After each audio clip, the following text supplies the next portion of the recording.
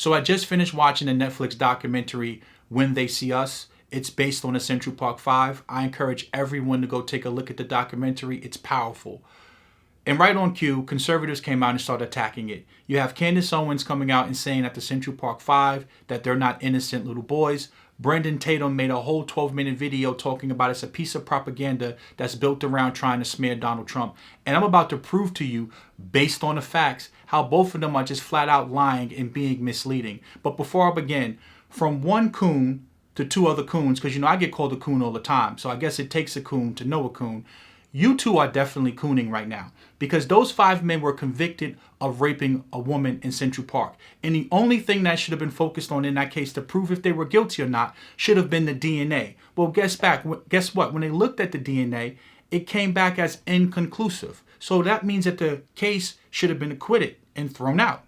Understand that in this country, you have to be able to prove beyond a reasonable doubt that a person is guilty of the crime. Now, Brendan Tatum came out and said, back in the 80s, DNA analysis wasn't as good as it is today. Well, how come the actual real rapist, Mateus Reyes, the guy who you did not mention, who, oh, by the way, is a serial rapist who raped 5 other women, when they took his DNA and they lined it up with a woman, it came back as a direct match. So guess what, Candace Owens and Brendan Tatum? This is not a piece of propaganda. A man whose DNA was on the woman linked him to the crime. So that means that those 5 men whose DNA was inconclusive, they didn't rape the woman. The serial rapist raped the woman. But see, Brendan Tatum, you knew this. You purposely did not mention Mateus Reyes in your video because you do not want people getting the truth. You claim to be a guy who stands on evidence. And the fact that you are an ex-cop, you're doing more harm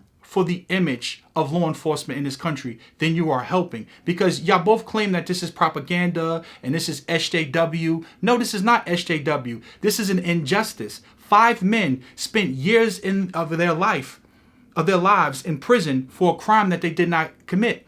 And yet the guy who actually committed the crime, who admitted to the crime, whose DNA was on the woman's body, he was the one that was guilty, who should have been the one that was in prison. And as I said, he was a serial rapist, and you did not mention him one time in your video. See, this is why conservatives, you are losing the culture war, because millennials and younger, they look at stuff like this and they can see that you're flat out being misleading. You're flat out leaving out information, and you're smearing these young men who went through one of the worst things that you could ever go through as a man. Do you understand?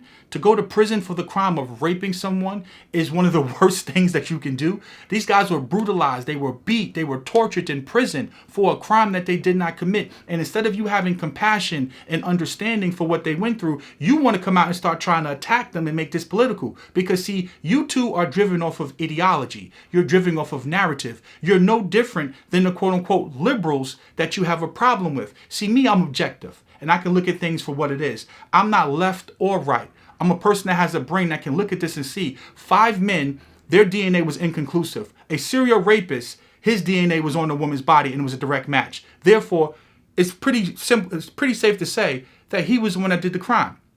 Then you came out and you said, well, how could the officers coerce them into all having the same story? Because as soon as they got in the car, they started out giving out information. Newsflash, cops can lie.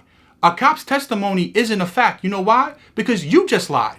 You just came on here and said it's a piece of propaganda and did not mention Mateus Reyes one time. So just how you lied or left out information or was misleading, you don't think cops do that every single day? Again, you're not helping the case for law enforcement. You're hurting it, because somehow you're saying that the cops could not have coordinated that with all of their testimonies lined up. Well, then let's play devil's advocate.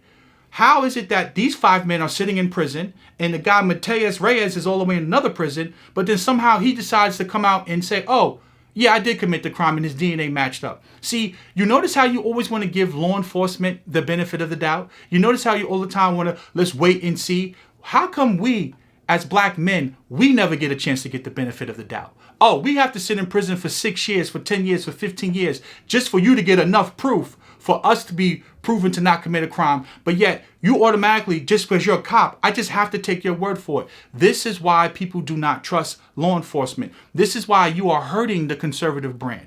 I know you think that, you're waking people up because you talk in an echo chamber and everyone retweets your stuff and everyone leaves you positive comments, but you need to go out into the real world, because guess what? I'm a 6'7" black man. I've never been to prison a day in my life. I've never been convicted of any crime in my life. I've been racially profiled by police. I've been walking down the block and have police pull me over, throw me up against the wall because I fit the description. So you need to be more compassionate and understanding. And instead of trying to make everything political, no, these 5 men spent years of their lives in prison for a crime that they did not commit. Mateus Reyes, who you did not mention in your video one time, he admitted to the crime. He confessed, and his DNA was on the woman. So again, you said stick to the facts, stick to the evidence. I'm sticking to the facts. I'm sticking to the evidence. Brother, what you are doing is disingenuous. Because you're smart, you're intelligent, you're an ex-cop. You understand the importance of facts. You understand the importance of laying information out. You purposely left that out. And for Candace Owens, for you to say, oh, these weren't innocent little men. I don't care if they committed 50 crimes before they raped that woman. They got convicted of rape. And guess what? They weren't the person who raped her. So based upon that particular charge, that particular case, they were innocent. And what you two should do, instead of trying to all the time defend Trump and defend conservatism, stand on truth, stand on righteousness, have some morals, have some integrity. Because at the end of the day, you don't understand. When they're done using you up, making you, because all you're playing the role is the black conservative. When they're done using you, you're going to see. Because I used to fall into that whole, red pill ideology. And then you start looking at cases like this and you say to yourself, how can you be so tone deaf?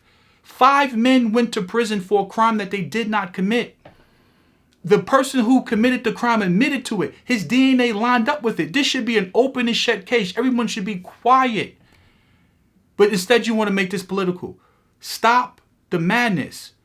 It should not be ideology over truth. It should not be agenda over truth. You should stand on truth, stand on principle.